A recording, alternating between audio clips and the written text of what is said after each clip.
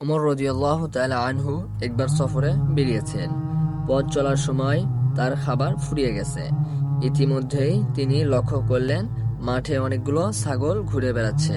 তিনি রাখালের কাছে গেলেন এবং বললেন, আমি একজন মুসাফির, আমার পথের খাবার শেষ হয়ে গেছে, আমাকে একটু দুধ পান করাতে পারবেন? আরবরা অসহায় মুসাফিরদেরকে দুধ পান করাতো এবং এটা তাদের মাঝে খুব প্রচলিত রেওয়াজ ছিল।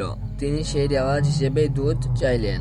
রাখাল ছেলেটি বলল, আমি আপনাকে অবশ্যই দুধ পান করাতাম, কিন্তু সমস্যা হলো এই বকরিগুলোর মালিক আমি নই, আমি একজন রাখাল, এগুলো তো আমার নিকট আমানত, তাই আমি দুঃখিত যে আপনাকে দুধ পান করাতে পারলাম না।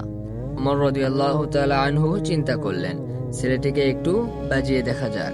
তাই তিনি বললেন, আমি তোমাকে একটা উত্তম প্রস্তাব দিচ্ছি, এতে তোমার লাভ হবে, আমার উপকার হবে। তুমি আমার নিকট একটি বকরি বিক্রয় করে দাও, এতে তুমি মূল্য পাবে আর আমি দুধ পাবো। আর তোমার মালিকের কথা চিন্তা করো না, তাকে বুঝে দিবে একটি বকরি বাঘে খেয়ে ফেলেছে, সে অবশ্যই তোমাকে বিশ্বাস করবে, যেহেতু বাঘ তো মাঝে মধ্যেই এমন কাজ করে থাকে। এতে তোমার লাভ হবে আর আমার উপকার হলো। এ কথা শোনা মাত্রই রাখালটি বলে উঠল, ইয়া হাযা ফাআইনাল্লাহ, ও মিয়া, আল্লাহ তাআলা কোথায়? আল্লাহ কি আমার এই অন্যায় কাজ দেখতে পাবে না? শুধু মালিককে বুঝে দিলেই কি হলো? মালিকেরও তো মালিক আছেন, তার কাছে কিভাবে জবাব দেব? ভাই, এটা আমার দ্বারা হবে না। পরীক্ষা হয়ে গেলে ওমর রাদিয়াল্লাহু তাআলা আনহু বললেন, সত্যি তোমার মতো মানুষ যতদিন এই পৃথিবীর বুকে বিচরণ করবে, অত্যাচারী কারো চোখে তাকাতে পারবেন না।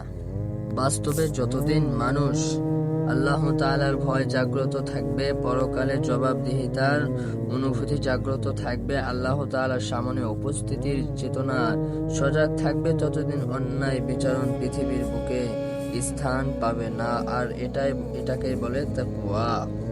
একজন মানুষ নির্জন স্থানে বসে রয়েছে, সঙ্গে কেউ নেই, চাইলেই গুনাহ করতে পারে, ব্যতীত কোনো প্রতিবন্ধক নেই, তার নফস তাকে উস্তাদ দিচ্ছে, কুমন্ত্রণা দিচ্ছে, খুব অগ্রসর জেগেছে পাপ করার। সাথে সাথে তার মনে জাগলো, আচ্ছা, এই পৃথিবী তো কেউ নাই, আল্লাহ তো দেখছেন, আর একদিন তো অবশ্যই তার সামনে দাঁড়াতে হবে, তার সামনে কৃতকর্মের জবাব দিতে হবে। এটা ভেবে সে মনের পাপ চিন্তা সমূহ মনের দাফন করে রাখে। আর এটাকেই বলে তাকওয়া, আল্লাহ তাআলার ভয়। এই তাকওয়া শরীয়ত ও তরিকাতের মূল কথা। তবে আমাদেরকে আল্লাহ তাআলার উপর তাকওয়া করতে হবে, আল্লাহ তাআলাকে ভয় করতে হবে। ভয় না করা পর্যন্ত এই দুনিয়া আমাদের লোভ লালসা যাবে না। লোভ লালসা সারার জন্য আমাদেরকে আত্মশুদ্ধি ও তাসাউফ মূলক বই পড়তে হবে। বই পড়ুন, জ্ঞান বাড়ান। ধন্যবাদ।